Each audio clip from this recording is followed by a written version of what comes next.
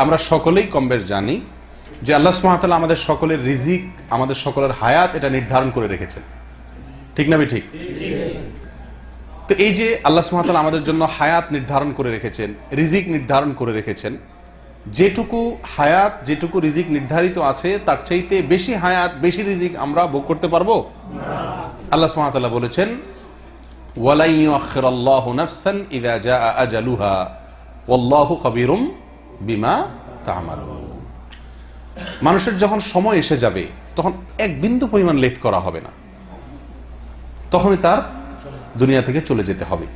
তাহলে বোঝা গেল আমাদের হায়াত এবং আমাদের জীবন এগুলো আল্লাহ সুবহানাহু ওয়া তাআলার পক্ষ থেকে কি হায়াত, জীবন নির্ধারিত।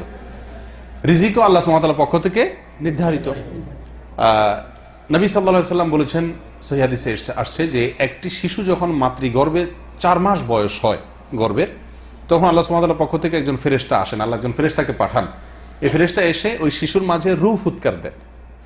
রূহ কি করে? ফুৎকার দিয়ে থাকেন। এবং এই শিশু দুনিয়াতে এসে কতদিন হায়াত পাবে, কবে সে দুনিয়া থেকে বিদায় হবে সেটা লিখে দেন। এবং আরো লিখে দেওয়া হয় যে এই শিশু পৃথিবীতে এসে কতটুকু পরিমাণ কি রিজিক ভোগ করবে, কি আমল করবে। তাহলে এই হাদিস থেকে বোঝা গেল আমাদের হায়াত, আমাদের রিজিক এগুলা সব আল্লাহর পক্ষ থেকে নির্ধারিত এবং চূড়ান্ত। ঠিক না ঠিক? অথচ আমরা জানি অনেক আমল করলে, কোরআন এবং সুন্নাহ অনেক আমলের ব্যাপারে আমাদেরকে নির্দেশ করা হয়েছে যে অমুক আমল করলে, অমুক কাজটা করলে আমাদের রিজিক বাড়ে, হায়াত বাড়ে। এরকম আছে না? তার ভিতরে একটি উল্লেখ করার মতো সহিহ বুখারীতে আসছে, আনাস ইবনে মালিক রাদিয়াল্লাহু তাআলা বর্ণনা করেছেন, নবী সাল্লাল্লাহু আলাইহি ওয়াসাল্লাম ইরশাদ করেছেন, মান সাররাহু আন ইউবসাতা লাহু ফি রিজকিহি আও ইউনসা লাহু ফি আসারিহি ফালিয়াসিল রাহিমাহ। যদি কেউ চায় তার রিজিক বাড়ায় দেয়া হোক, তার হায়াত বাড়ায় দেয়া হোক, এটা যদি কেউ চায়, আশা করে, তাহলে সে যেন তার আত্মীয় স্বজনের সাথে সুসম্পর্ক বজায় রাখে। আত্মীয় স্বজনের সাথে সুসম্পর্ক বজায় রাখলে কি হবে? রিজিক বাড়বে, হায়াত বাড়বে। তাহলে একটু আগেই আমরা শুনলাম যে কোরআন এবং সুন্নায় আল্লাহ সুবহানাহু ওয়া তাআলা আমাদের রিজিক এবং হায়াত এগুলোর ব্যাপারে এগুলোর পরিমাণ আল্লাহ তাআলা চূড়ান্ত করে রেখেছেন। তাকদীরের উপর আমাদের বিশ্বাস আছে না? ইমানের গুরুত্বপূর্ণ একটি পয়েন্ট হলো তাকদীরের উপরে বিশ্বাস করা। আর তাকদীরের উপরে বিশ্বাস করার মানে হলো আমাদের হায়াত এবং রিজিক আল্লাহ সুবহানাহু ওয়া তাআলা নির্ধারণ করে রেখেছেন, তার ব্যতিক্রম হবে না, এই না?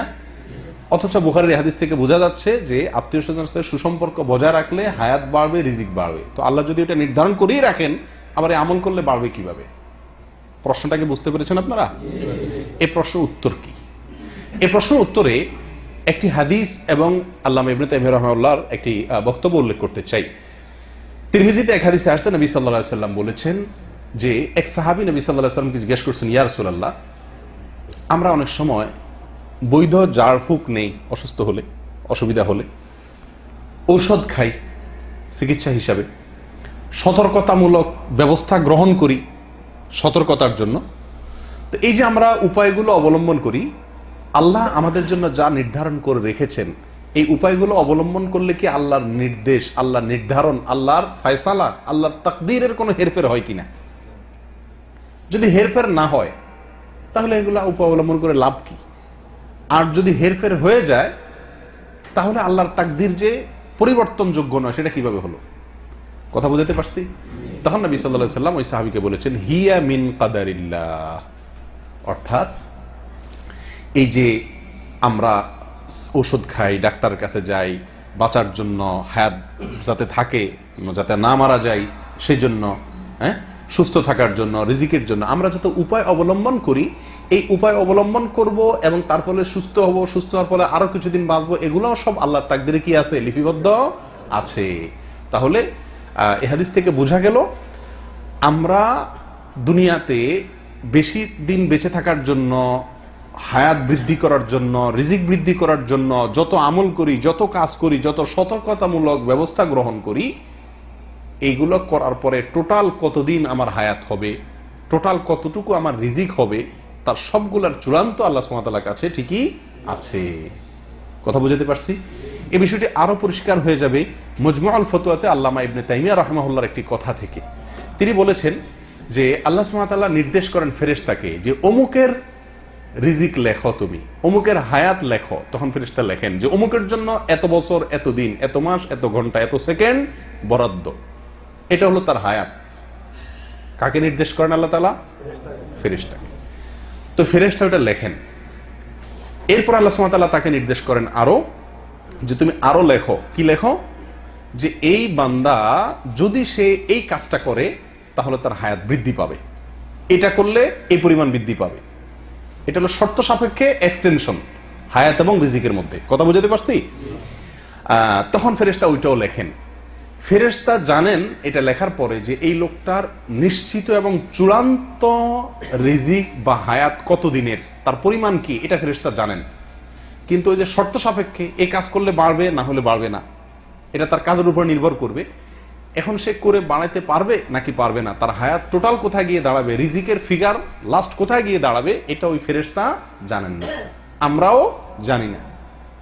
কিন্তু আল্লাহ সুবহানাহু ওয়া তাআলা ঠিকই জানেন। তার মূল হায়াত, মূল রিজিকের সঙ্গে তার নেকামল করলে, ভালো কাজ করলে, সতর্কতামূলক উপায় অবলম্বন করলে যোগ হতে হতে আমাদের হায়াত কোথায় গিয়ে ঠেকবে, আমাদের রিজিক কোথায় গিয়ে ঠেকবে, সেই চূড়ান্ত শেষ পরিমাণটুকু আল্লাহ সুবহানাহু ওয়া তাআলা ঠিকই জানেন।